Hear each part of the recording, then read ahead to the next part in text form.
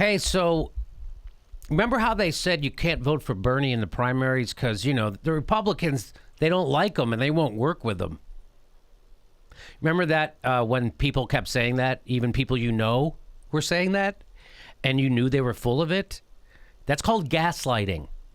So when they said stuff like that, like, oh, Bernie won't know how to do anything to get his ideas through Congress because of Republicans, implying that somehow Hillary knew a magic trick to get progressive policies through a Republican. We all knew that they were going to face the same people.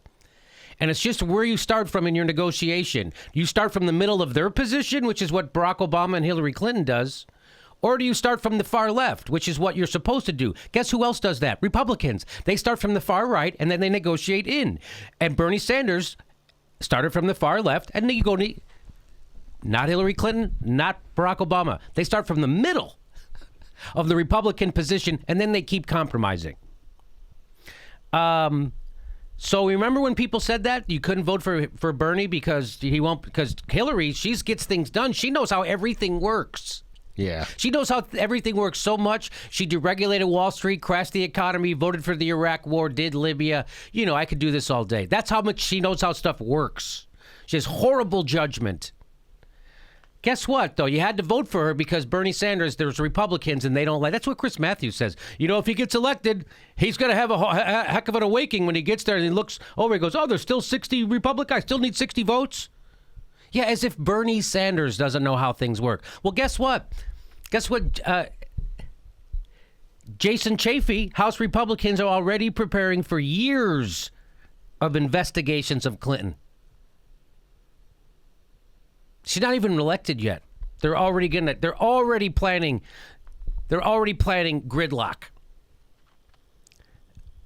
Jason Chaffetz, or do you say Chaffetz? I've heard people say Chaffetz. It's Chaffetz? Oh, what a crazy. The Utah Congressman wrapping up his first term atop a powerful House Oversight Committee unendorsed Donald Trump weeks ago. Jason Chaffetz. Hang on. That freed him up to prepare for something else, spending years come January probing the record of President Hillary Clinton. It's a target-rich environment, he said. Of course this is going to happen. So the only reason I'm really bringing this up is to just stick it in the face of all those knuckleheads who lied to us about how Hillary Clinton was going to be better with Congress and you can't vote for Bernie because they won't ever work with him. Well, I'm hoping she can deflect it with another crime bill. Me too. That's like saying you can't vote for Lyndon Johnson because the Republicans will never vote for Medicare. You can't vote for FDR because the Republicans. You got to vote for someone that your opposition likes. Like that's just. I knew it was gaslighting crazy, but those people are still in the world and they're still voting for Hillary, and that's why I'm bringing this up. Even before we get to day one, we've got 2 years worth of material already lined up, he says. She has 4 years of history at the State Department, and it ain't good. Clinton would enter office with low favorability ratings and only 1/3 of voters considering her honest and trustworthy. So it ain't going to be hard to keep investigating her. It's not going to be an outcry from the people. Nobody trusts her anyway. Everyone knows who she is. They don't mistakenly think she's the worst of what politics has to offer. They know it. As a result, Republicans are not inclined to give her a political honeymoon because people hate her so much. Man, Bernie would have just crushed. He'd win the election by about 20 points, and then he'd have a mandate, and then we maybe could have a decent country again. Maybe we could stop militarizing our police, get out of some of these wars, re-regulate Wall Street, send kids to school, and maybe people won't go bankrupt when they get sick. But instead, we went with the same old, because you can't vote for Bernie because he won't be able to do anything. Just the jaw-dropping stupidity. It's ignorance on purpose, people who said that stuff. That's ignorance on purpose, and I think you know who I'm talking about. Oh, yeah.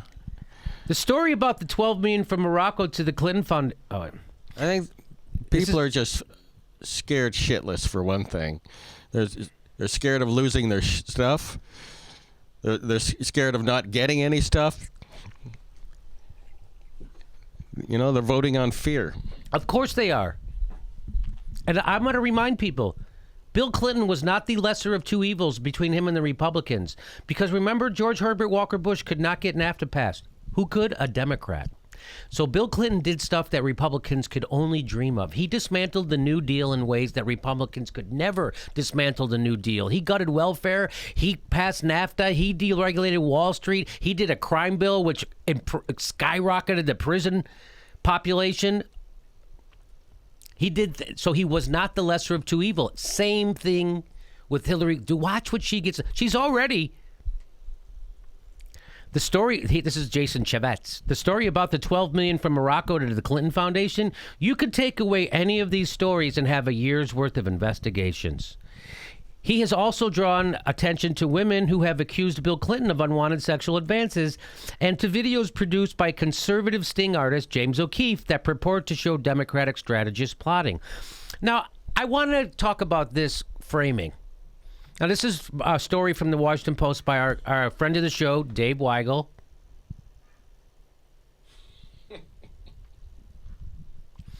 And Dave Weigel, friend of the show. Okay, it really works. It really works. I like him now. I'm totally on board with Dave Weigel. He wrote a nice thing about me. I'm a human being. I like him. What can I say? But here's what I just want to talk about the produced by conservative sting artists. It's not, I would label that differently. I would say produced by already discredited conservative sting artists because he's been discredited. So that's why I didn't look at any of these videos. People keep saying, hey, you're going to watch. It's from James O'Keefe. Not going to watch it. How many times can you cry wolf? That's why you're not supposed to cry wolf. Do you remember what happened to the boy who cried wolf? So that's the little thing that bothered me about the article. I think you should refer to him as already discredited conservative sting artist because it's been discredited. His investigation into what was the name of that group that he first took? Acorn. Turned out nothing. Yet they still closed down that organization because it helped poor people. That's why. It helped poor people. We got to get rid of that. And it was all bogus. That was all made up. I was doctored. The article goes on. The negative feelings toward Clinton, the certainty in conservative media that she is crooked could put pressure on Republicans from the first moments of Clinton's presidency. This is the Washington Post. This is Dave Weigel telling us this. So why is this important? What I said, all that garbage that people said during the primary about burning out, that was all made up. And if you repeated it yourself, you were repeating propaganda invented inside of a corporate think tank. When you said something like that, you're repeating propaganda. When you say that Hillary knows how to get things done, you're repeating propaganda. But she's badass. Yeah, oh yeah, she's badass.